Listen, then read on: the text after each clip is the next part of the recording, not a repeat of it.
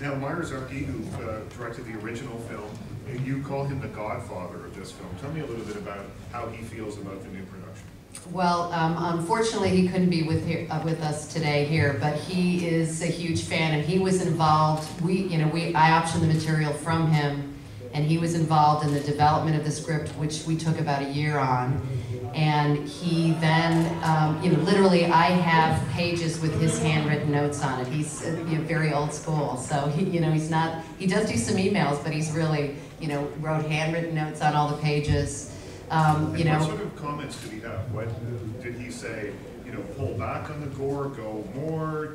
What sort of things was he suggesting to you? Oh, he's always for pushing the envelope. Right. I mean, he from the beginning has been, we got to go for it. We got to go for it. And when you have early drafts of script, there's always things that don't work and things that do. And he was very astute, and he had really great comments and helped us make a better movie. He was on set with us when we were filming. We showed him the cut before we locked the picture, and he gave us notes on the cut. I mean, he's been involved from beginning to end, and he loves the movie. He's a huge fan of the movie, and he's really proud. Was there any sense of intimidation having him on set and things, because he was the one where originated the material to begin with? He's a really nice guy. He's not, you wouldn't know, but he's like a nice guy. Yeah. And, almost grandfatherly, really? Really nice guy. But he was very determined. Every time that we were running into hurdles with the MPAA, and he's always said, "Who cares? Push the envelope. Push the envelope. You got to go for it."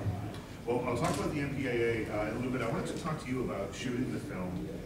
I've often been told that the more intense the film is, the more kind of, I don't know if jovial is the right word, but the more kind of convivial it is off set, because you have to break the tension somehow.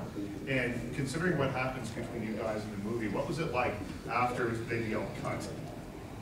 We're engaged. I'm kidding. I am kidding. That's going to get out there somewhere. I know it. It's already on Twitter right now. Somewhere.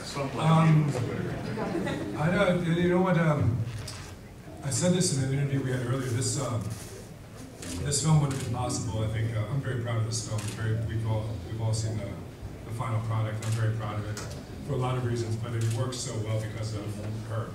Because you can only, in this kind of a film, this kind of script, you can only go as far as someone will allow you, or as much as someone trusts you.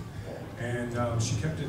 She's such a pro at that. She kept it so cool that we didn't have to flip over into that jovial kind of like, oh hey, everything's okay. I know what I just did to you, but hey, let's go and grab a drink, and we didn't have to do that. We kept it all pretty honest. Everybody hung out after shooting.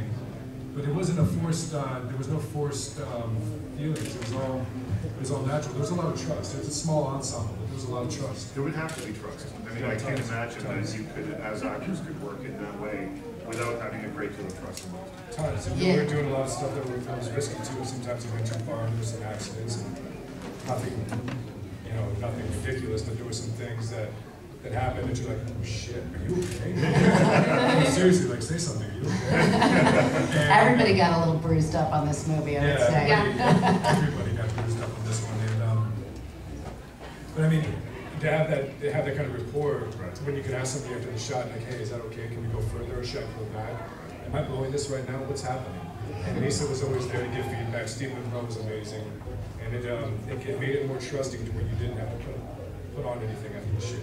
Sarah, what was the most challenging part for you of the shoot? Ironically enough, it was probably the scenes where I had to torture these guys. Really? Yeah, because by then they were my friends. Right. And was it shot in sequence? Did you shoot it was shot primarily almost in completely. sequence. Yeah, there was only like 1 or 2 small scenes that, due to scheduling locations or whatever, had to be moved. But the greater part of the film was shot in sequence. That was very, very helpful. I was going to ask. On one hand. And on the other? On the other hand, I was sitting there drinking beers with Jeff in the hot tub one night, and the next day I had to torture him. That's the night we got engaged. It was so romantic. But it was really really tough. And like these guys were, I mean, I don't think this is going to be giving away too much, but they're tied up in weird positions and whatnot, and just to like see them going through like having to deal with all these like crazy prosthetics and like just, you know, being uncomfortable all day long.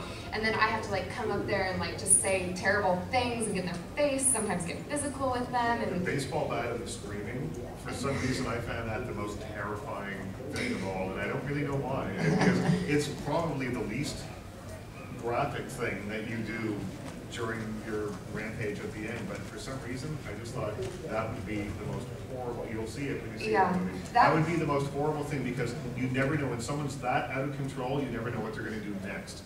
And right. That was the terrifying part. Well, that was the freshest day for the new Jennifer, because that was the first day that I shot anything of my revenge. My revenge against the character of Andy. And so I think like I was all fired up and I was ready to go that day.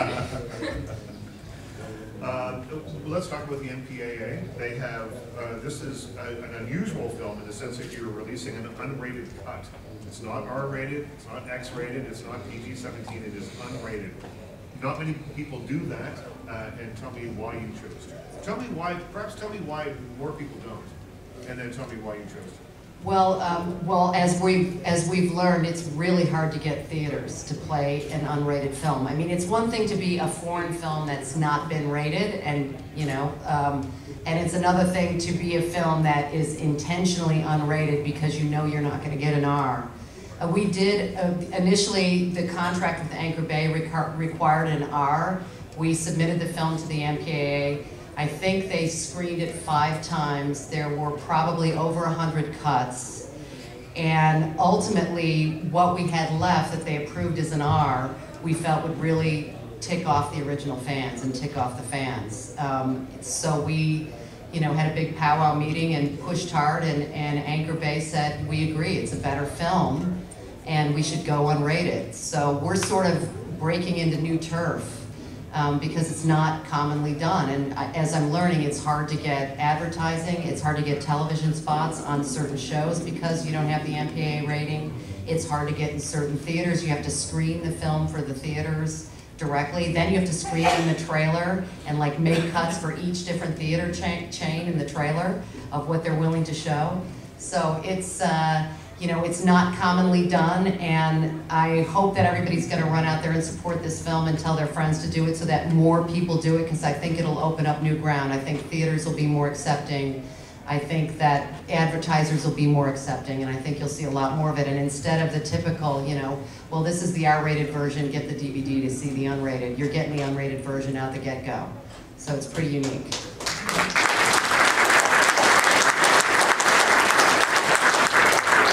Yeah, Anchor Bay has a lot of balls for doing this. Well, and the little round of applause that you just got is from the people who you were meant to please with this unrated cut, right? You didn't want to put out a version of this film that wasn't up to the standard. That didn't deliver. I mean, ultimately, you have to deliver on these films. And, you know, we cut a version of the movie that we thought delivered, and it became very watered down over time, and it just didn't make sense to release it.